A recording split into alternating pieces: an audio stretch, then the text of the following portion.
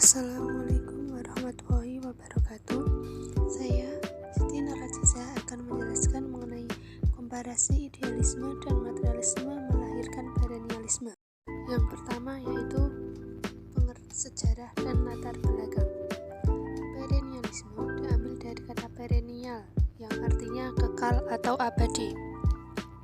Dari makna yang terkandung dalam kata itu, aliran perennialisme mempunyai kepercayaan filsafat yang berpegang kepada nilai-nilai dan norma yang bersifat kekal dan abadi. Perennialisme lahir pada tahun 1930-an sebagai suatu reaksi terhadap progresif. Perennialisme menentang pandangan progresifisme yang menekankan perubahan dan suatu yang baru. Perennialisme memandang bahwa situasi di dunia ini penuh dengan kekacauan, ketidakpastian, dan ketidakteraturan, terutama pada kehidupan moral, intelektual, dan sosial kultural. Pendiri utama dari aliran filsafat perennialisme yaitu Aristoteles, yang kemudian didukung dan dilanjutkan oleh Thomas Aquinas yang menjadi pemburu utama pada abad ke-13. Ajaran filsafat perennialisme tidak mengalami perubahan semenjak abad pertengahan, kendati banyak bermunculan dan berjatuhan rival-rival aliran filsafat.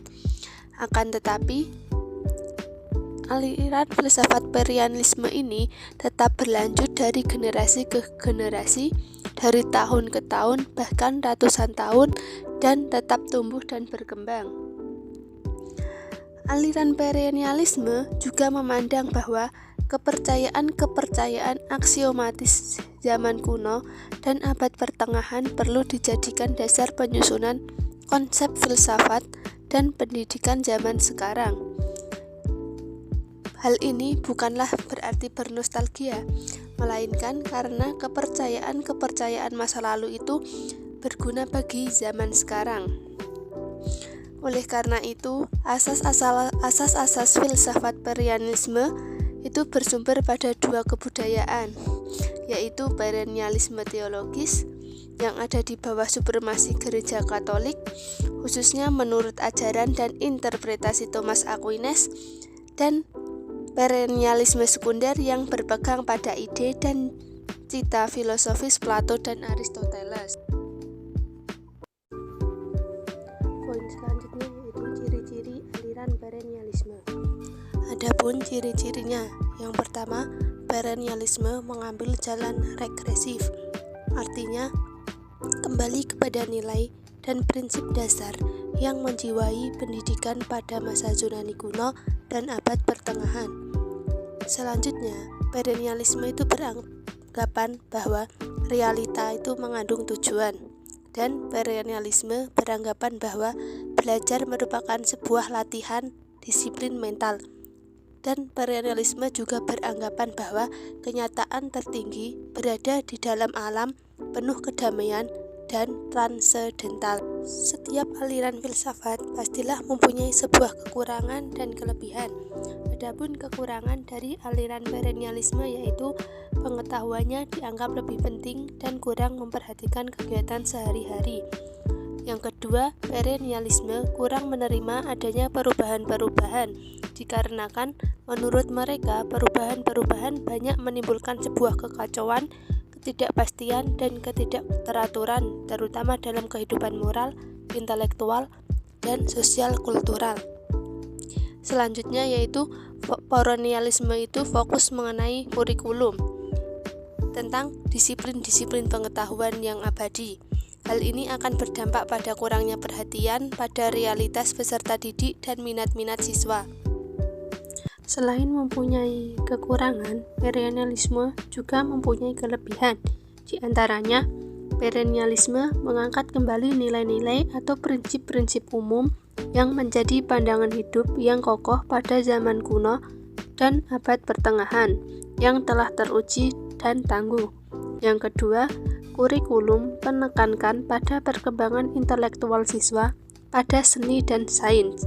Untuk menjadi terpelajar secara kultural, para siswa harus berhadapan pada bidang-bidang seni dan sains yang merupakan karya terbaik dan paling signifikan yang diciptakan oleh manusia. Dan selanjutnya, yaitu perennialisme tetap percaya terhadap asas pembentukan kebiasaan dan permulaan pendidikan anak. Cakap seperti kecakapan membaca, menulis, dan berhitung merupakan sebuah landasan dasar.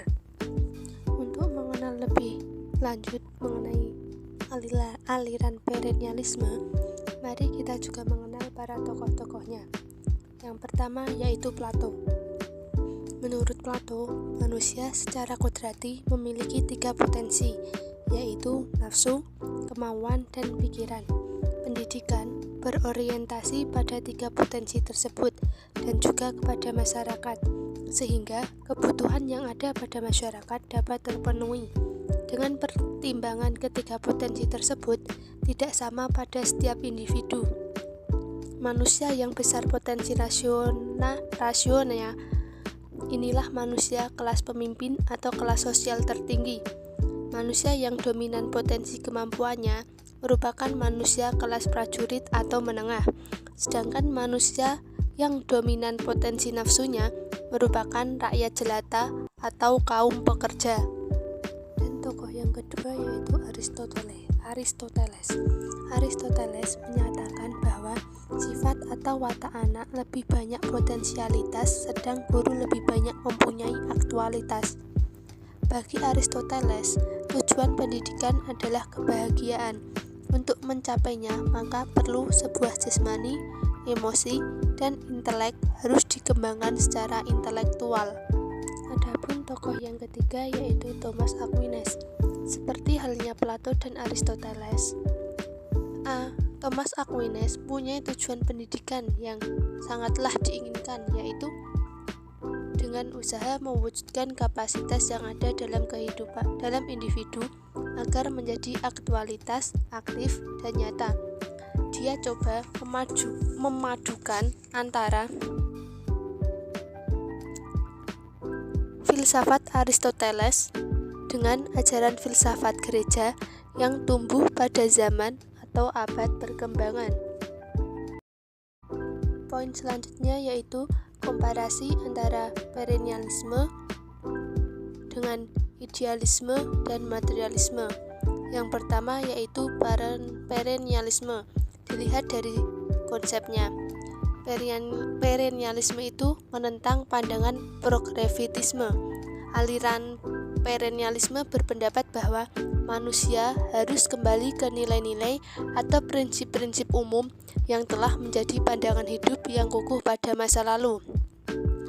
Sedangkan dari segi pendidikan, aliran perennialisme itu memberikan pengetahuan tentang nilai-nilai kebenaran yang pasti absolut dan abadi yang terdapat dalam kebudayaan masa lampau dan prinsip pendidikan yang bersifat universal dan abadi.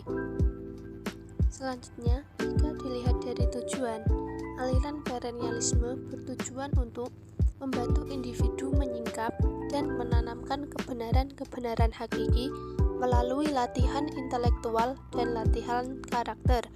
Sedangkan dari segi kurikulum,